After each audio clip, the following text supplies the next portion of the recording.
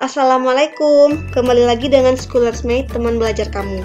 Nah, kali ini aku akan bahas mengenai ujian SBMPTN ala Amerika ya. Mari disimak. Oke, tahun ini adik-adik ujian SBMPTN-nya tetap di Indonesia atau memilih untuk keluar negeri seperti Amerika Serikat. Nah, dimanapun nanti kuliahnya, jangan patah semangat ya untuk terus belajar, karena dimanapun itu kita akan memulai pengalaman baru, lingkungan baru, serta ilmu yang baru. Maka, manfaatkanlah semaksimal mungkin ketika berada di tempat yang baru.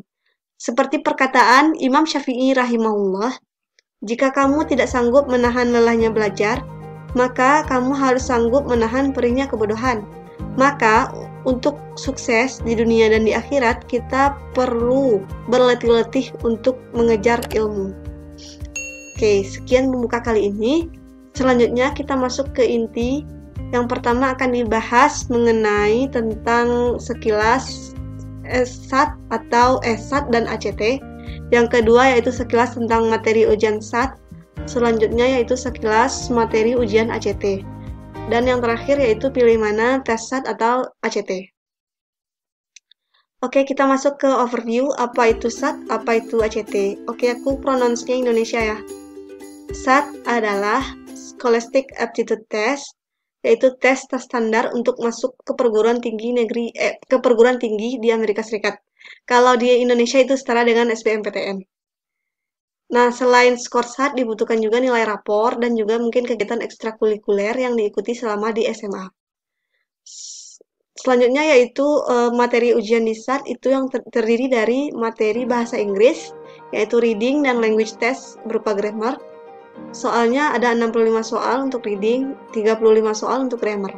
Sedangkan waktu yang dibutuhkan untuk reading 52 menit, sedangkan untuk grammar yaitu 44 menit. Tes selanjutnya yaitu matematika. Matematika pada SAT itu ada dua bagian, hitungan cepat tanpa kalkulator, serta uraian atau soal cerita dengan kalkulator. Soalnya ada sebanyak 25 soal untuk hitungan cepat, sedangkan untuk uraian atau soal cerita ada 55 soal. Waktu yang dibutuhkan untuk hitungan cepat yaitu 20 menit, sedangkan untuk uraian ada 38 menit. Materinya mengenai aritmatika, geometri, trigonometri, serta data analisis.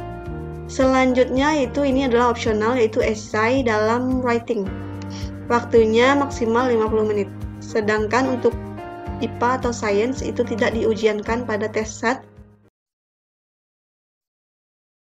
Selanjutnya yaitu adalah ACT atau American College Testing Program, adalah tes terstandar lain yang digunakan untuk masuk ke perguruan tinggi di US. Selain SAT tadi ada juga ACT ya. Jadi antara SAT dan ACT ini sama-sama bisa digunakan untuk masuk ke perguruan tinggi di Amerika Serikat. Nah, selain skor SAT atau skor ACT, digunakan juga nilai rapor serta kegiatan ekstrakurikuler lainnya selama di SMA. Oke, selanjutnya masuk ke materi ujian di ACT ini tidak banyak berbeda dengan materi ujian di SAT, namun ada perbedaannya. Yang pertama yaitu bahasa Inggris, sama, yaitu terdiri dari reading dan language test atau grammar. Soalnya lebih banyak ya, yaitu 40 soal, dan grammarnya 75 soal. Dengan waktu yang dibutuhkan untuk reading 35 menit, sedangkan grammarnya 45 menit. Yang kedua yaitu ada tes matematikanya juga, namun di sini tes ACT matematikanya hanya berupa satu bagian, yaitu soalnya sebanyak 60 soal, sedangkan waktunya 60 menit. Selanjutnya yaitu ada esai, ini juga bersifat opsional, yang berisi writing dalam bahasa Inggris, waktu maksimalnya pengerjaannya yaitu 40 menit. Selanjutnya perbedaan ACT dengan SAT itu adalah materi di science ini, sedangkan waktu di SAT itu tidak ada materi science yang berisi tentang critical thinking, sedangkan di ACT ini memiliki tes science atau IPA-nya ya. Soalnya ada 40 pilihan ganda, semuanya pilihan ganda. Waktu yang digunakan untuk mengerjakan soalnya ada 35 menit.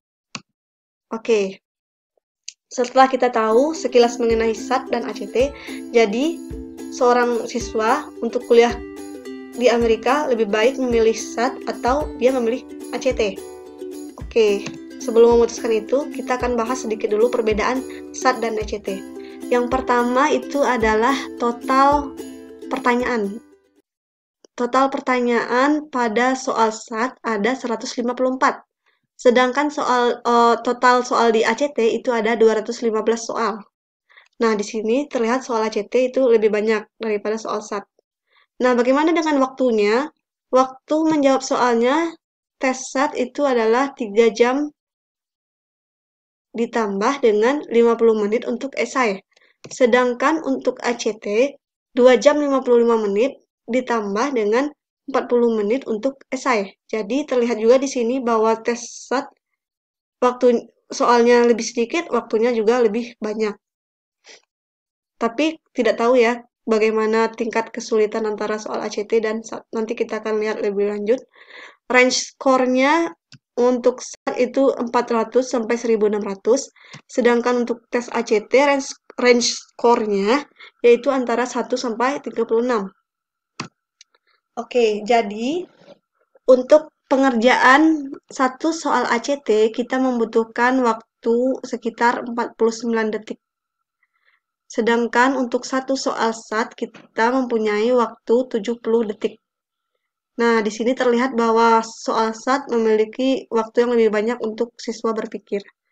Nah, di sini rata-rata skor SAT di Amerika adalah 1060, sedangkan skor ACT rata-ratanya berada di 20,8 atau 21.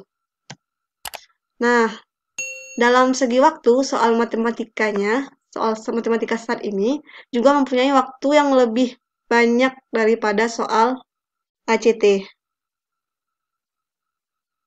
Nah, di sini soal SAT tanpa kalkulator. Salah. Di sini SAT dengan kalkulator, di sini SAT tanpa kalkulator, dan di sini soal ACT. Nah, soal SAT dengan kalkulator dan soal SAT tanpa kalkulator itu lebih dari 50%, sedangkan soal ACT itu berada di 50%. Ini ya. Nah, sedangkan di SAT itu soalnya tadi ada 2, soal hitung cepat dengan tanpa kalkulator, soal cerita dengan kalkulator. Sedangkan soal ACT itu semuanya pakai kalkulator. Nah, facts yang berikutnya yaitu sebanyak 2,1 juta siswa pada tahun 2018 untuk pertama kalinya memilih untuk mengikuti ujian SAT daripada ACT. Sebelum-sebelumnya, 7 tahun sebelumnya itu semuanya memilih ACT. Namun tahun 2018 semuanya memilih 2,1 juta siswa memilih SAT.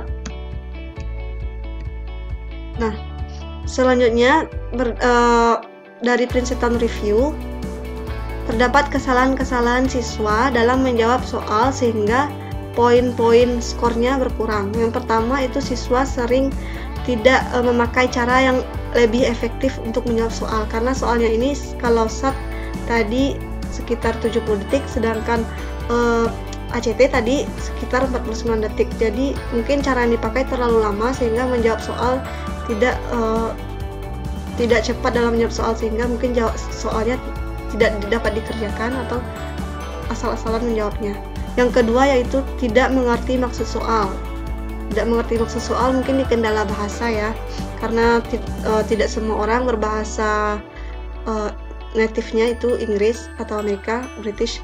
Jadi mungkin kesalahan dalam memahami maksud soal karena unsur bahasa.